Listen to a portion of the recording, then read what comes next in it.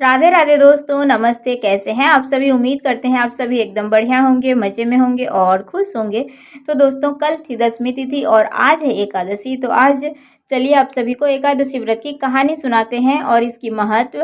तो बहुत लोग एकादशी व्रत करते हैं, बहुत लोग नहीं भी करते हैं। तो कहानी तो सुन सकते हैं और कहानी सुनने से बहुत ही लाभ मिलता है। तो चलिए आप सभी कहानी सुनिए।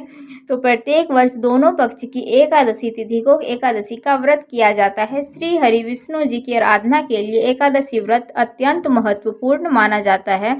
शास्त्रों में एकादशी व्रत को व्रत राज कहा गया है और जो लोग भी इस दिन एकादशी का व्रत रखते हैं, श्रद्धा भाव के साथ उपवास करते हैं, उनके घर में सुख शांति समृद्धि की वास बनी रहती है।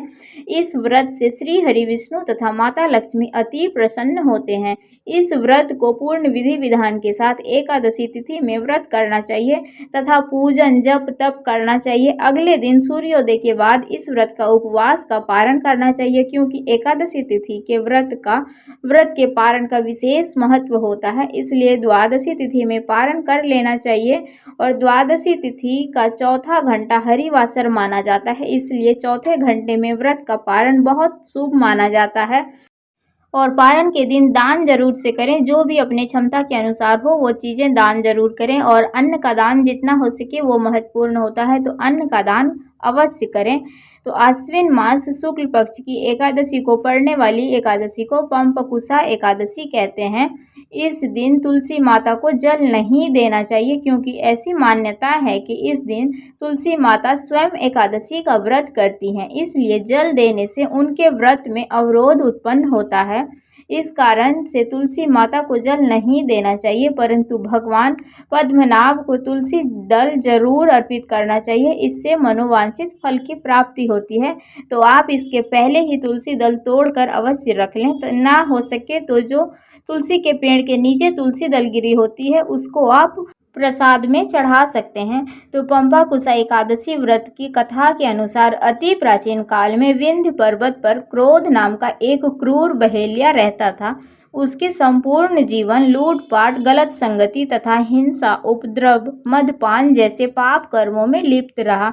जब उसके जीवन का अंतिम क्षण आया, तब यमराज के दूत उस क्रूर बहेलिये को लेने के लिए पहुंचे। तब यमदूत के दूतों ने बहेलिये से कहा कि तुम्हारे जीवन का अंतिम समय आ गया है और शीघ्र ही हम तुम्हें लेने आएंगे। यह सुनकर बहेलिया बहुत डर गया तथा अंगिरा ऋषि के आश्रम में पहुंच गया।